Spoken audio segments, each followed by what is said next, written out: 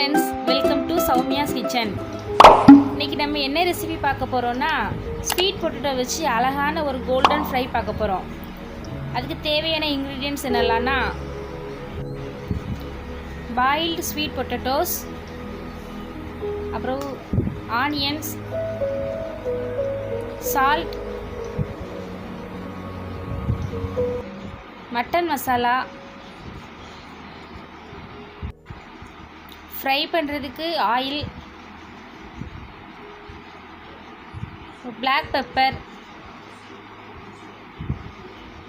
அப்புறம் bread crumbs.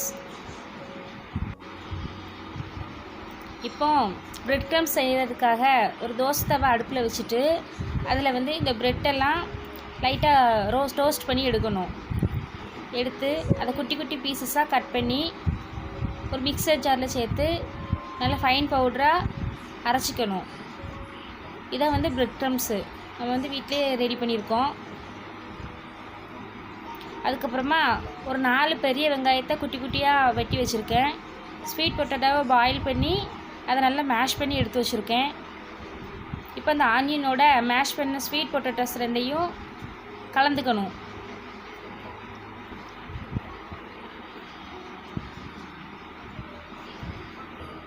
இப்போ இதுக்கு தேவையான அளவு உப்பு ஆட் பண்ணிக்கிறேன்.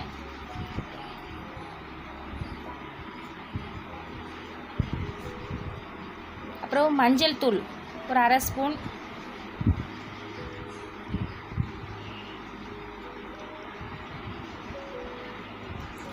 ஒரு மட்டன் மசாலா டேஸ்ட்டுக்காக ரொம்ப இல்லை, ஒரு அரை ஸ்பூனுக்கு கொஞ்சம் கம்மியாக ஆட் பண்ணிக்கிறேன். ஆட் பண்ணி எல்லாத்தையும் சேர்த்து நல்லா மிக்ஸ் பண்ணிக்கணும். தண்ணி எதுவும் தெளிக்க தேவையில்லை, அந்த பொட்டேட்டோட அந்த மாய்ஸ்சரே போதும். அதுக்கப்புறமா பிரெட் க்ரம்ஸ் ஒரு 2 கையளவு எடுத்து அதையும் இதோடு சேர்ந்து கலந்து நல்லா பிசைஞ்சு விட்டுக்கணும்.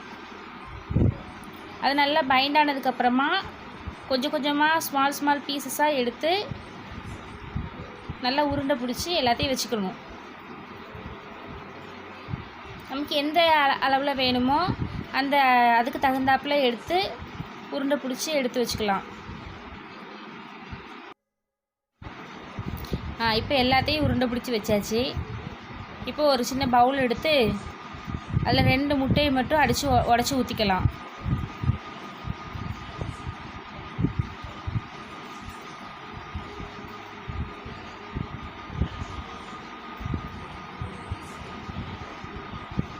இப்போ இந்த முட்டைக்கு தேவையான அளவு உப்பு ஆட் பண்ணிக்கலாம்.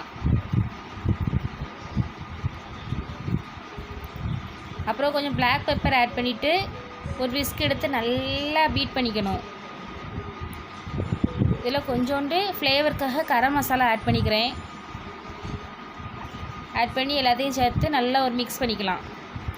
அதுக்கப்புறமா நம்ம உருட்டி வச்சுருக்க பால்ஸை ஒன்றா எடுத்து அந்த எக்கில் லைட்டாக டிப் பண்ணி அப்புறமா அந்த பிரெட் க்ரம்ஸில் நல்லா புரட்டி ஒன்றா எடுத்து ரெடி பண்ணி வச்சுக்கலாம்.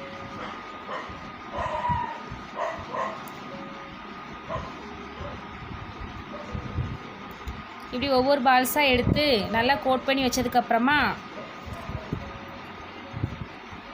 ஒரு 5 மினிட்ஸ் அதுக்கு ரெஸ்ட்டு கொடுத்துடலாம்.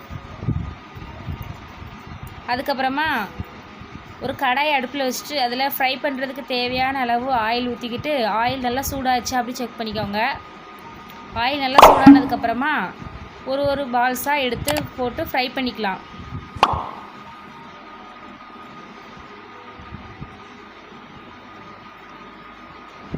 ஒரு மிதமான ஹீட்லேயே ஆயில் மெயின்டைன் பண்ணணும், இல்லைன்னா கருகிடும்.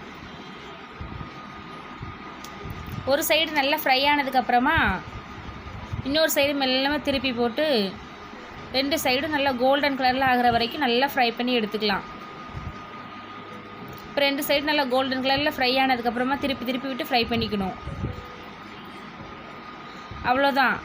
2 சைடும் கோல்டன் கலரில் வந்ததுக்கப்புறமா எடுத்து பிளேட்டிங் பண்ணால் சூப்பரான ஸ்வீட் பொட்டேட்டோஸ் வச்சு ஒரு ஃப்ரை ரெடி ஆயிடுச்சு. இது ஈவினிங் டைம் ஸ்நாக்ஸாக குழந்தைங்களுக்கு செஞ்சு கொடுக்கலாம். நல்லா கிறிஸ்பியாக, வெளியில் அவுட்டர் லேயர் கிறிஸ்பியாக, இன்னர் லேயர் சாஃப்டாக இருக்கும். இந்த வீடியோ உங்களுக்கு பிடிச்சிருந்துன்னா லைக், ஷேர் அண்ட் சப்ஸ்கிரைப் பண்ணிடுங்க.